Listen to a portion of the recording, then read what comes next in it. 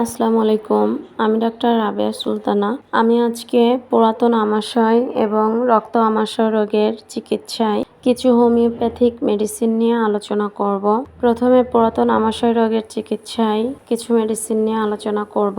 পুরাতন আমাশয় রোগের চিকিৎসায় প্রথমে যে মেডিসিনটির কথা বলবো সেটি হলো থুজা অক্সিডেন্টালিস। থুজা ক্রনিক ডিসেন্ট্রিতে উপযোগী একটি ওষুধ। থুজার রোগীর মুখমণ্ডল তৈলাক্ত দেখায়। এ লক্ষণ নিট্রামিউরেও আছে।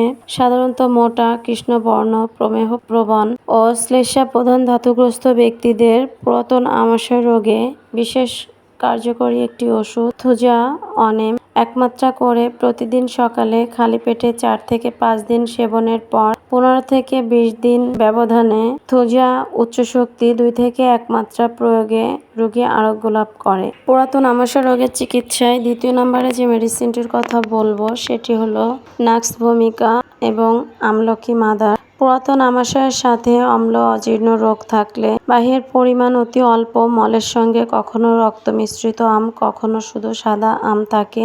বাহের পূর্বে ও পেটে অত্যন্ত বেদনা থাকে, কিন্তু বাহের পর বেদনা থাকে না। ঘন ঘন নিষ্ফল মলত্যাগের ইচ্ছা বিদ্যমান, রোগী শীতকাতর। এ সকল লক্ষণে নাক্স ভূমিকা মাদার এবং আমলকি মাদার 5-5-10 ফোঁটা ঠান্ডা পানি সহ দিনে 3 বার খাওয়ার পর কিছুদিন সেবনের পর প্রয়োজনে ক্রমশ উচ্চ শক্তি প্রয়োগে রোগী আরোগ্য লাভ করে। পুরাতন আমাশয় রোগের চিকিৎসায় তৃতীয় নম্বরে যে মেডিসিনটির কথা বলবো সেটি হলো ট্রম্বিডিয়াম। ট্রম্বিডিয়ামের তরুণ ও পুরাতন আমাশয় রোগের একটি উৎকৃষ্ট ওষুধ। রোগীর আম, রক্ত, কোথানি, শুলনি, কটা বর্ণের তরল মল, রক্তাক্ত মল, নিচের দিকে ঠেলা মারা বেদনা, কিছু পানাহার করলে, উপসর্গের বৃদ্ধি হলে এ সকল লক্ষণে ট্রম্বিডিয়াম উপযোগী একটি ওষুধ। ট্রম্বিডিয়াম 30 1 মাত্রা করে দৈনিক 3 বার খালি পেটে সেবনে রোগী আরোগ্য লাভ করে। পুরাতন আমাশয় রোগের চিকিৎসায় চতুর্থ নম্বরে যে মেডিসিনটির কথা বলবো সেটি হলো মেডোরিনাম।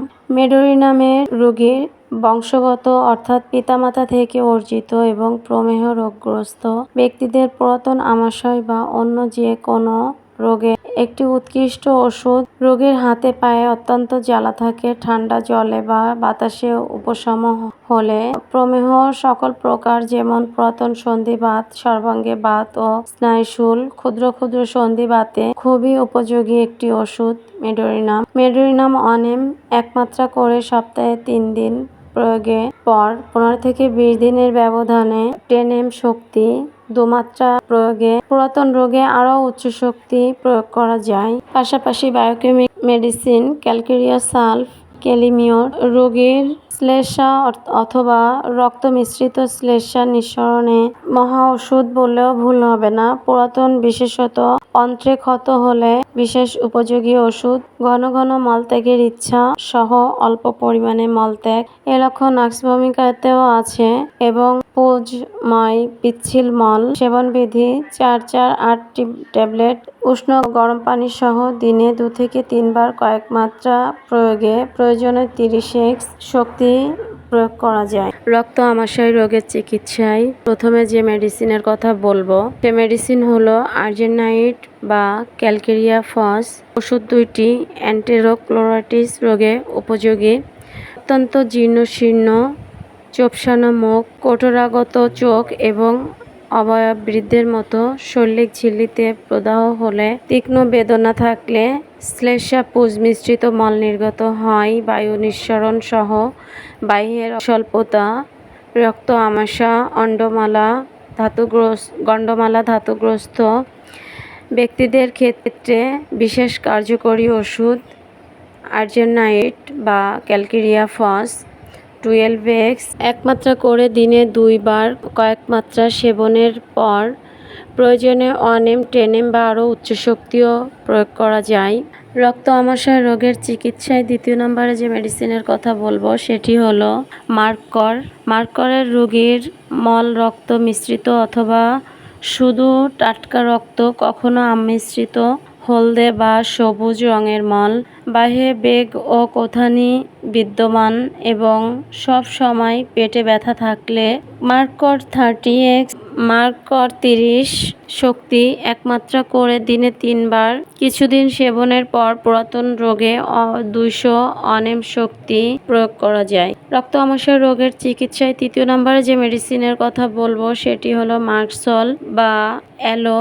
বাহের বেগ হওয়া মাত্রই মল নিঃসরণ হয়। রক্ত আমাশয়ে মলে আমের ও রক্তের পরিমাণ অধিক। পেটে কামড়ানি, ব্যথা ও পিপাসা থাকলে একটি উত্তম কার্যকরী ওষুধ মার্কসল 6X একমাত্রা করে দৈনিক 3 বার প্রয়োজনে উচ্চ শক্তিও প্রয়োগ করা যায়। অ্যালো শক্তি 30 দিনে 3 বার প্রয়োগে রোগী আরোগ্য লাভ করে।